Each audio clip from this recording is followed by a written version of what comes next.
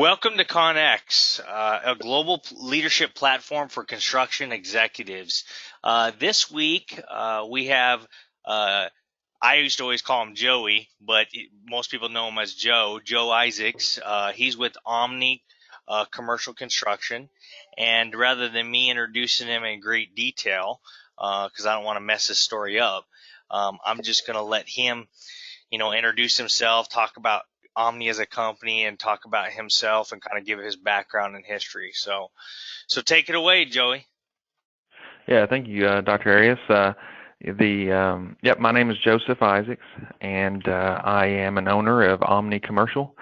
We are a commercial construction contractor out of Lexington, Kentucky, and we provide services as general contractor, design, build, and construction management. So we provide the service of delivering all three of those construction delivery models.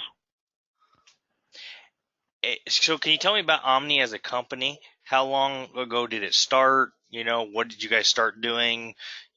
Work in certain sectors, that kind of thing? Yeah, absolutely. So Omni started in 2015. That's kind of not.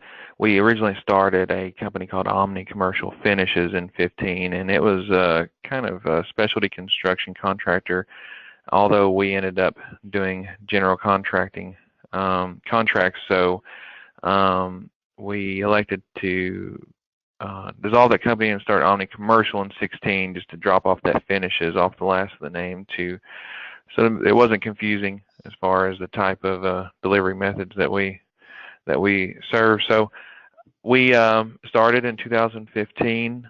We primarily work in the commercial industry, some industrial, but the early on we done a market analysis on Central Kentucky, where we were based out of, and determined the three markets that we wanted to target and serve, and that is healthcare, education, and manufacturing. And so there's a lot of hospitals just in Lexington alone. So we knew early on that we would be able to generate a lot of projects in healthcare, same with education. And although we haven't really tapped into our full potential on manufacturing, we did want to include that in our target market. So we're still yet tapping into the manufacturing industry, but we have really fully tapped into healthcare and education, and we've really turned out a lot of projects, and those really are where we shine. And again, we want to do the same in manufacturing, but that's in further development. So let's back up a little bit with you. Tell us where you grew up, where you went to school, that type of thing. Yeah, absolutely. So I grew up in eastern Kentucky, a small area, Jackson County, as most people know, the McKee area, and is a very small town. As a matter of fact, it's like the second poorest county in the nation. Right. Wow. Next to it is, right next to it's Clay County, where a lot of people know Manchester, which is the poorest county in the nation. And so, we grew up very humble. I wouldn't call it poor, but very, very, very great family. Just very good values, and I really value the upbringing that I had.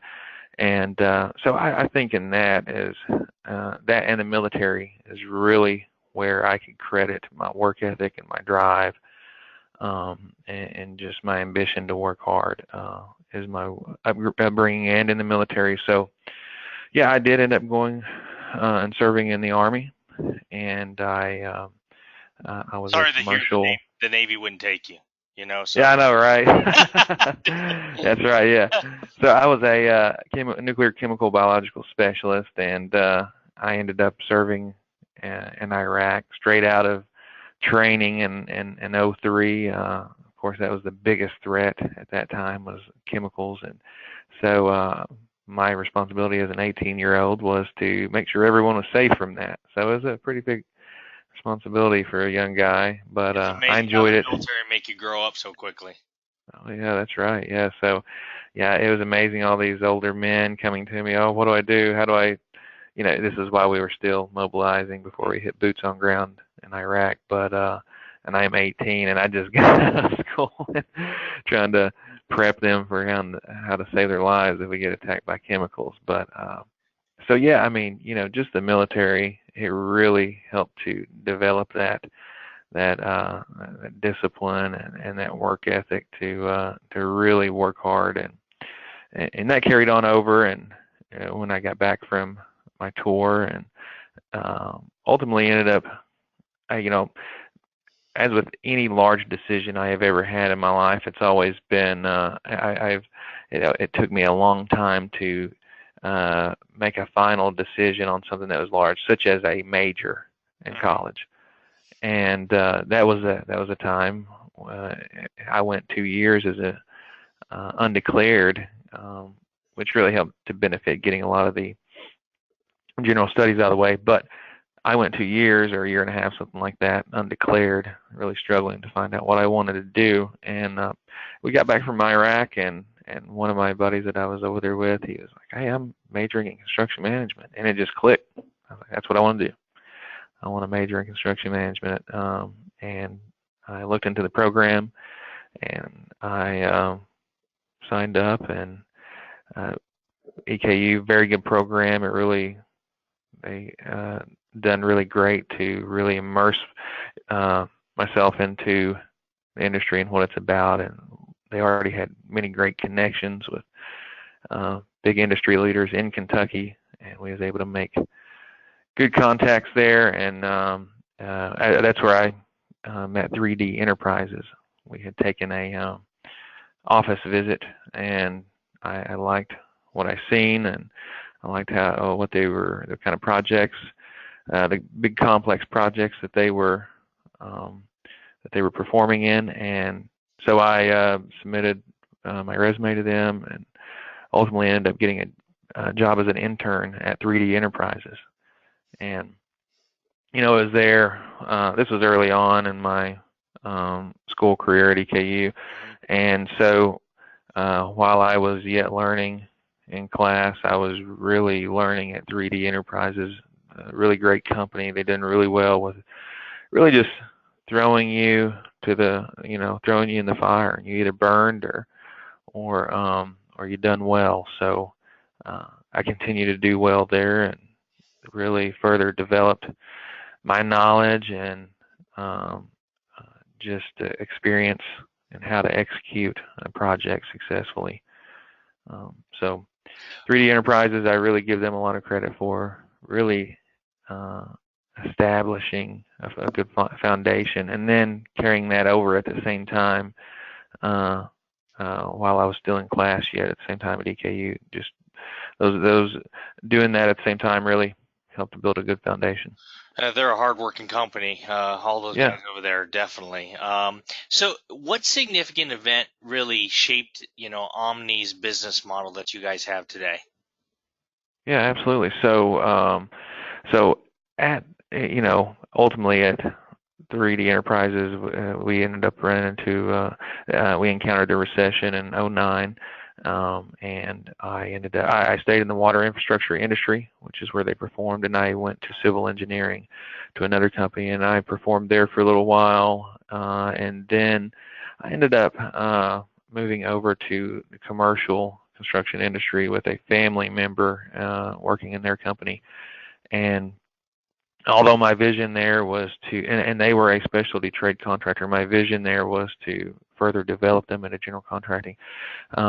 It didn't really work out that way, and although there was efforts that were made to develop that, it ultimately didn't work out. And so I ended up starting Omni Commercial. And we were a new company, obviously, and the business model that we approached early on was engaging in public works. As a new business, sometimes you don't have all the contacts early on, so public works provides a good avenue to be able to find more and more opportunities to be able to work. Although our first projects were private projects, Mm-hmm. as you're trying to grow a company, you just you obviously have to keep on You got to do bringing what in you more got and more to do, projects. so it doesn't Yeah, matter what sector, absolutely. So, yeah, we ultimately, after we had dried up all of our private contacts, obviously we engaged in the public works sector, and really flourished early on. We found plenty of opportunities. The economy was great at this time. It was a great time to start a company. What how are you guys preparing for the future? I mean, a lot of companies out there have 5, and some companies even out there have a 10-year plan. And I understand companies normally when they start they don't like think that far ahead, But what are you guys doing to prepare for the future, and where do you see that kind of going? Absolutely. So we're actually coming up the end of our initial 5-year plan, and we're just now starting to hammer away at some details on our next 5-year plan. So it's not entirely solidified yet, but analyzing market conditions is definitely our first approach to a 5-year plan and what the future holds. So as of right now, the market conditions look good. That is in the public sector. We do about 75% public, 25% private, so I can't really weigh in as much on the private sector, but it is looking good for public works. Our 5-year plan, of course, we have X amount of revenue we'd like to hit in that amount of time, but really it's developing the infrastructure of the company. We in 5 years we've been able to build a healthy benefits package for health and dental and vision and all that stuff, and vacation but we get to have a 401k package. So that would be a plan that we would implement because right now we're just really trying to. 5 years ago we couldn't get the cream of the crop employees. We were a new company, but right now we're really focusing in on that and trying to get the best of the best employees. And so that's one thing we're lacking is 401k, so we need to get that implemented. Again, our third target market, or one of our 3 target markets, is manufacturing, the manufacturing industry, which is a good solid industry here in Central Kentucky with all the automotive, Toyota and Lexus being the primary source of that. So we definitely want to tap into manufacturing and really serve that industry well, like we are healthcare and education. And we in an effort to diversify, and we recently became approved general contractors for several restaurant chains, and so we want to further develop that, and along with retail target markets. So that's something that's really part of our vision, and definitely involves a lot of travel, of course, and really securing all those licenses in other states, and which we've already begun to do, and we already have. But the design build, we've done design build. It's not been the main source. Doing public works, of course, general contracting has been the main delivery method that we've operated in. But as we approach manufacturing more, we know we need to be able to further develop that design build delivery method. And so, and of course, CM, we're only 5 years old, so we've not really had much opportunity for CM, but that is a part of our vision. Therefore, it's a part of our model. So early on, we wanted to be able to provide that service.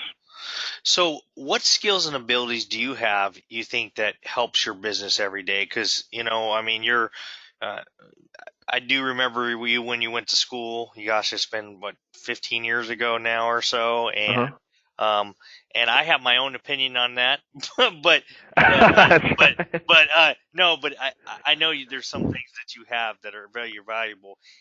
In your mind, what do you think that you bring to the table that helps your business grow? Yeah, just from feedback from customers, that's one of the hardest things to probably be able to identify is your own skills and abilities that really. But looking back at feedback from customers and design teams and my personal project administration skills is pretty good. We've built very good systems in our office infrastructure to be able to implement good project administration policies and procedures and such. And so I'm good at project admin. I mean, I'm good at really the detail of it and keeping up with it and the urgency of it. And I would also say estimating. I wasn't that good when you were teaching me, but I'm. Oh, but I've made myself have to be good now. So I mean, long nights. It's funny Long how nights. important that skill is, you know. I mean, or you don't necessarily see that in school, but you learn it over time. I was gonna Absolutely. say what I was gonna say is I think the skills and ability you bring to the table more than anything is you're a very persistent person. You know, you have persisted through some difficult things, and that's if someone asks me what what is his what is his most important quality, that's what I would say. So that's good credit upon yourself. um, Yeah, I can so definitely see that. what are the 5 key parts of the businesses that are your strengths, and then flip that the other way, what are the 5 key parts of your business you can work on? And you don't have to give me 5, you could just give me Yeah. ideas. Okay. Yeah, our 5 strengths of our business. Uh, I would say that we've done a good job of developing a culture of excellence, and that's whether that's workmanship or just carrying ourselves on a project in a with excellence. And the employees, and whether it's in the office or in the field, I think they're definitely aware of that standard that we have in our culture, and I think that's definitely one of our strengths, and one of the things that our clients appreciate on a day-to-day basis. Um, I think urgency would be another one. That's and to me, really, that's really a part of excellence. Hmm. Is responding with urgency. We know that the construction industry is about being responsive and responsible and responsive, and it's designers, owners. They need answers and they need them quickly, and we do really well at responding with urgency, and I think that just translates over into our project admin, like I was saying, or our project administration is top notch, and we get that feedback pretty frequently, and I think that's really with the project administration, it's really just a matter of urgency. I think that's really what helps to really establish that as one of our strengths. So really, I mean, really, what I'm saying is they all go hand in hand and they're tied in together, and we demand very good workmanship. We can go to our projects, 6 months, a year later, or more, and wow, that's a really good looking project, and I know that we can pick apart anything, especially other people's work. But when you can go look at your own project, especially when you're your own biggest critic, to be able to say, "Wow, that's a nice looking project," and I think that goes a long way. So I believe, yeah, our delivery of good workmanship is definitely one of our strengths, and then our integrity. We really hold that up high, and our clients know it as well, and they can really just trust us. Hmm. They can trust us they can trust us when we can tell them when we can do something, or if we can tell them if we can't. They can trust us with those large volume amount of dollars, and they can really lay their head down at night knowing that we're going to take care of it.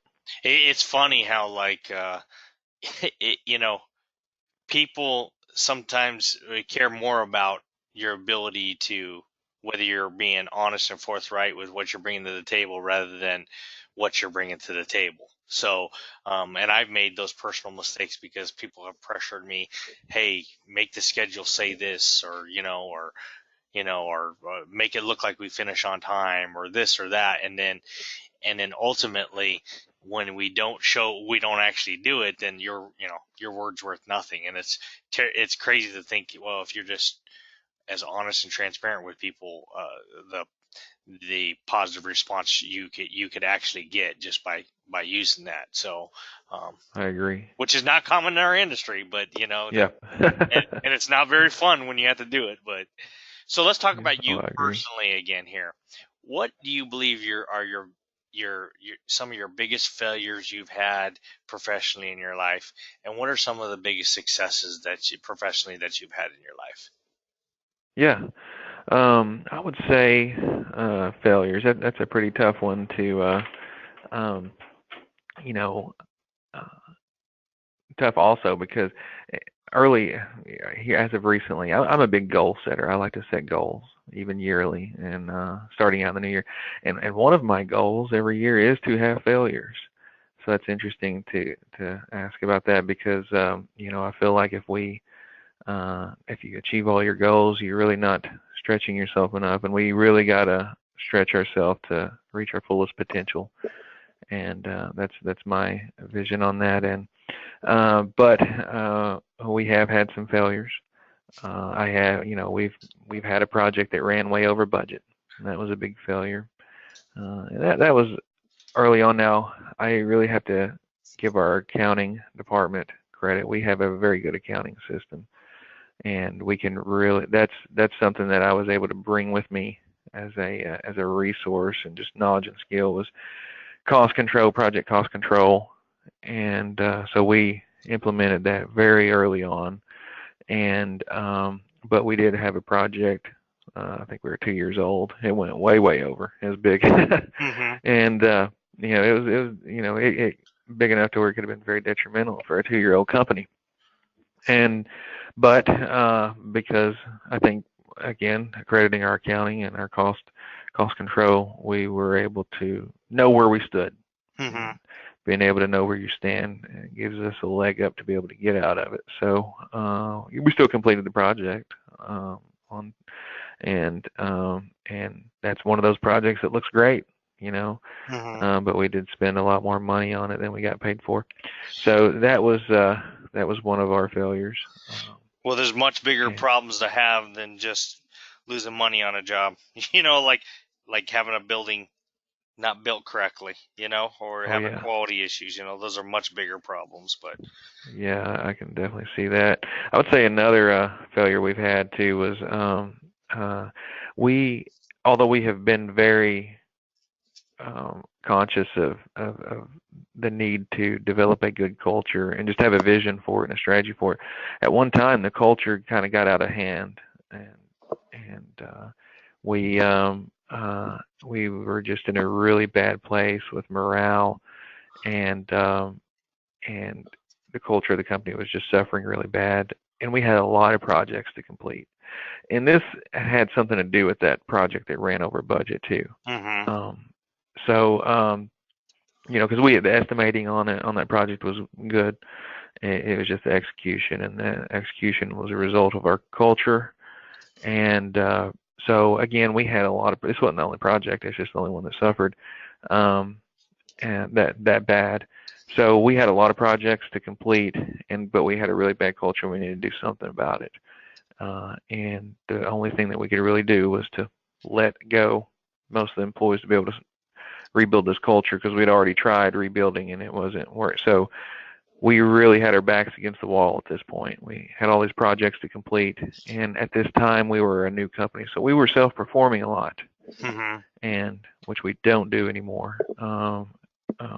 And so we had a lot of projects to complete, and ultimately we let go of most of our field employees. Just to be perfectly honest, we let go everyone but one employee with a lot of projects to complete. So we had to scramble very quickly, and we done it. And it was a scary move, but we had to do it to rebuild the culture. And and we've done it, and it's been very effective, and I can successfully say that we have a great culture now, and with just with employee attitude and morale, and it was definitely a move that paid off in the end, and I'm glad that we made that move.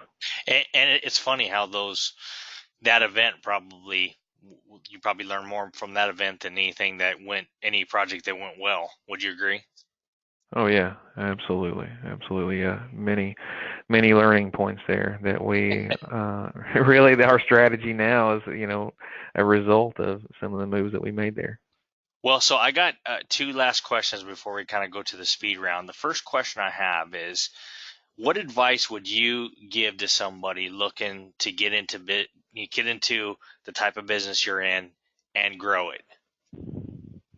Yeah. So I would say work hard. I really got to put in those hours early on. Obviously, as a business owner, our goal is to eventually get away from that, and you will. But it definitely takes hard work, just relentless persistence, and just really putting in that hard work. Um, being the I know you've heard this before, being the hardest worker in the room. Mm-hmm. So and take risks. They're really working from not being afraid to operate out of that place of discomfort. It's a scary place to be in, but once you realize that that's where you need to be, then you recognize that operating from comfort is actually the scary place, because you're not going to develop like you need to operating from a place of comfort. So getting out of that comfort zone, taking risks, and just being confident.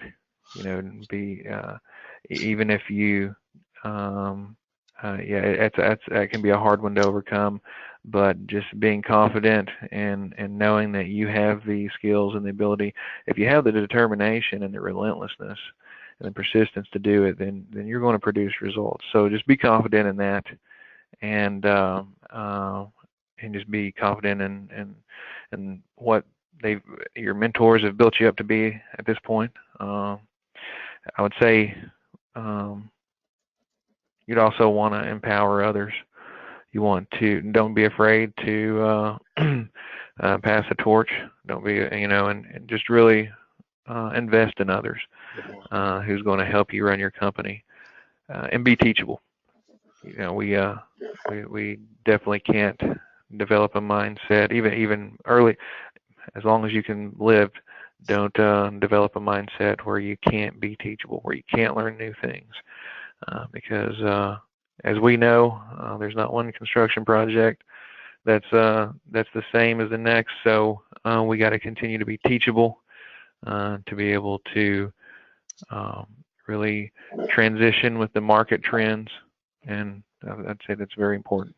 You said something that I just want to kind of piggyback on is I think one of the good attributes of people who were former military, and once again, I want your opinion on this, and I recently heard somebody say this, and it wasn't actually in a good way, but it was about an individual that actually had committed a crime and went on the run, and they said that he was very hard to catch because he was comfortable. He was comfortable in being uncomfortable. And I'd have to say that in my life, especially in the military, being able to be comfortable in uncomfortable situations is an essential function of being successful. Whether that's risk, whether that's stress, whether that's whatever. It's amazing how good of a trait that is, and I attribute that to the military too. Well, what are your thoughts on that? Yeah, absolutely, I agree. And I think that I think that's key.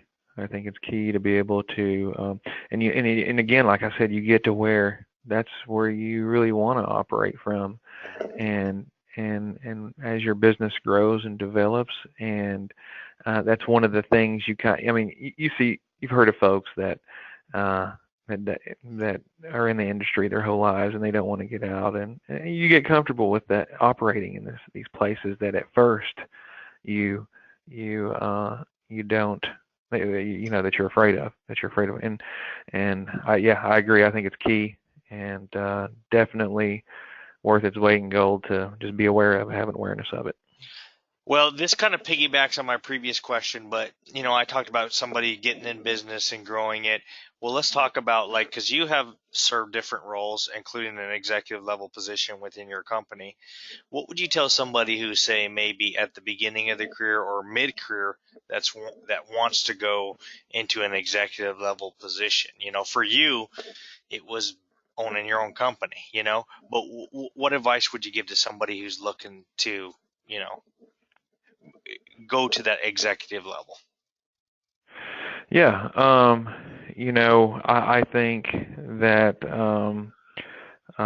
again, taking those risks, being confident.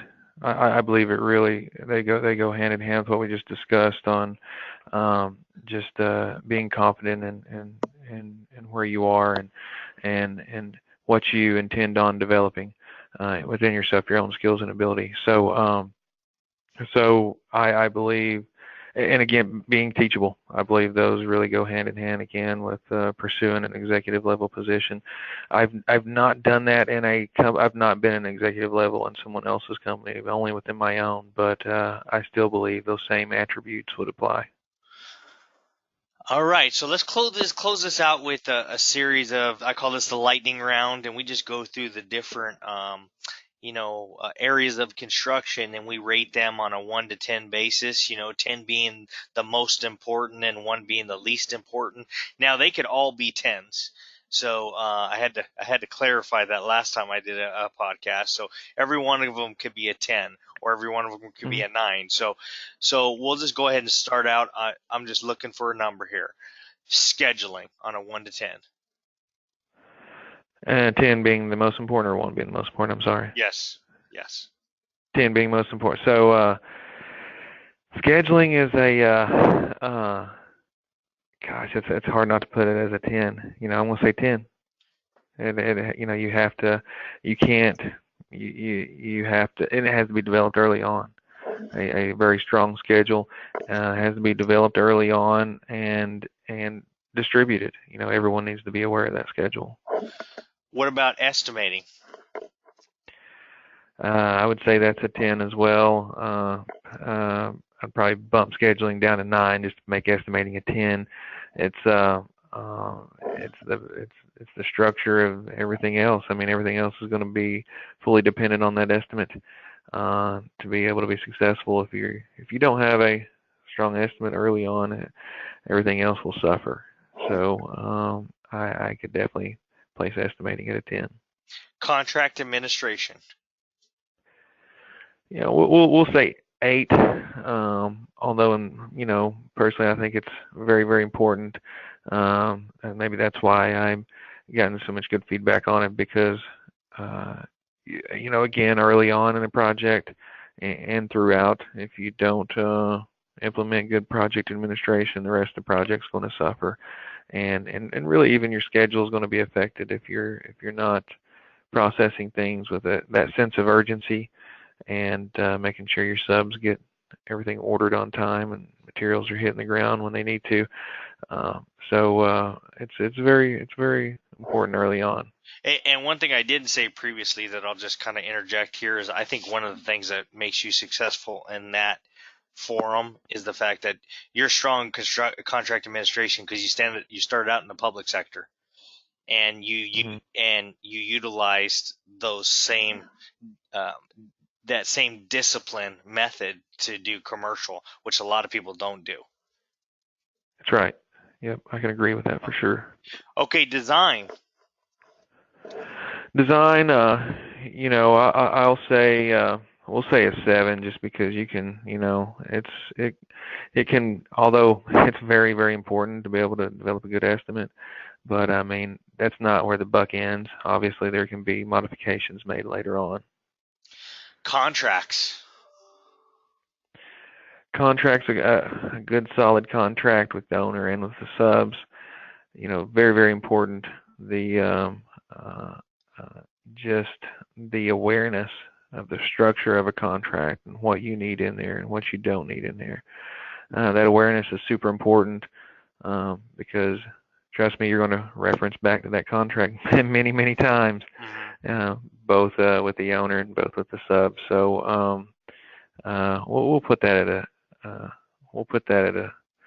gosh, I'm going to say a 10 just because I mean you got to have a good solid contract. Accounting. Yeah, for us personally, I'd really rate it high, but I've known people who's been able to succeed without, the same accounting infrastructure that we have. But so I'll say a 7 for accounting. But